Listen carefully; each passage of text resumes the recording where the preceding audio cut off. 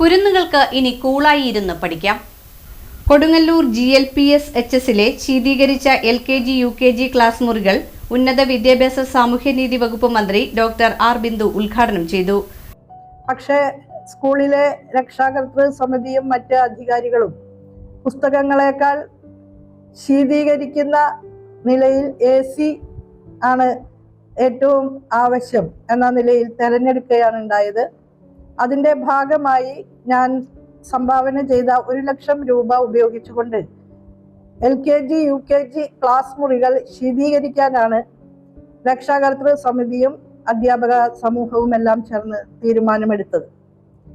ആ പ്രവൃത്തി പൂർത്തീകരിച്ചിരിക്കുകയാണ്. ഈ വിദ്യാലയത്തിലേക്ക് ആദ്യമായി കടന്നു വരുന്ന കൊച്ചു കൂട്ടുകാർക്ക് ഇനിമേൽ ശീതീകരിച്ച LKG UKG ക്ലാസ് മുറികളിൽ ഇരിക്കാൻ സാധിക്കും. വളരെ കുളിർമയേറിയ അന്തരീക്ഷത്തിൽ അവർക്ക് ആദ്യ പരിശീലനം ലഭിക്കും. വിദ്യാർത്ഥികളുടെ, നമ്മുടെ കുഞ്ഞുങ്ങളുടെ ആദ്യത്തെ സാമൂഹ്യവൽക്കരണ പ്രക്രിയയിലെ ആദ്യത്തെ ഘട്ടം അവർക്ക് ഈ കുളിർമയേറിയ അന്തരീക്ഷത്തിൽ ശിശു സൗഹാർദ്ദപരമായ നിലയിൽ ചെലവിടാൻ സാധിക്കട്ടെ എന്ന് ആത്മാർത്ഥമായിട്ട് ഞാൻ ആശംസിക്കുകയാണ്. ആ വിദ്യാലയം എൻ്റെ ഗൃഹാതുര സ്മരണകളുടെ ഒരു പൂക്കൂടയാണ്. അതിന് എക്കാലത്തും നിറഞ്ഞ ഹൃദയത്തോടെ ഭാവുകങ്ങൾ നേരുകയാണ്. അവിടെ പഠിച്ചു വരുന്ന എല്ലാ കൊച്ചു കുഞ്ഞുങ്ങൾക്കും ഹൃദയത്തിൻ്റെ ഭാഷയിൽ അഭിനന്ദനങ്ങളും ആശംസകളും നേർന്നുകൊണ്ട് ഞാൻ എൻ്റെ വാക്കുകൾ അവസാനിപ്പിക്കുന്നു. ശീതീകരിച്ച LKG UKG ക്ലാസ് മുറികളുടെ ഉദ്ഘാടനം നിർവഹിച്ചതായി സസന്തോഷം അറിയിക്കുന്നു.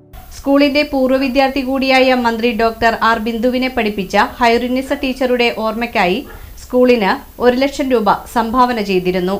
ആ പണം ഉപയോഗിച്ചുകൊണ്ടാണ് PTA കമ്മിറ്റിയുടെ നേതൃത്വത്തിൽ LKG UKG ക്ലാസ് മുറികൾ ശീതീകരിച്ചത്. സ്കൂൾ പ്രധാന അധ്യാപിക KM മുംതാസ് ടീച്ചർ സ്വാഗതം ആശംസിച്ചു. കൊടുങ്ങല്ലൂർ നിയോജക മണ്ഡലം MLA അഡ്വക്കേറ്റ് VR സുനിൽകുമാർ അധ്യക്ഷത വഹിച്ചു.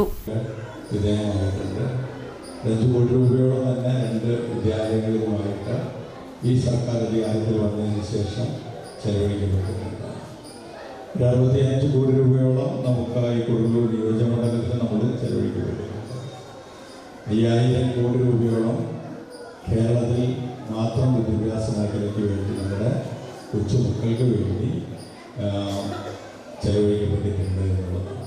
അങ്ങനെ വിദ്യാഭ്യാസ മേഖലയിൽ ഏറെ ചരിത്രപരമായിട്ടുള്ള മാറ്റങ്ങളും ഭൗതിക സാഹചര്യങ്ങളിലുണ്ടായിട്ടുള്ള വലിയ മാറ്റവും അക്കാദമിക നിലവാരത്തിലുണ്ടായിട്ടുള്ള മാറ്റങ്ങൾ ഈ 10 വർഷക്കാലം നമ്മൾ.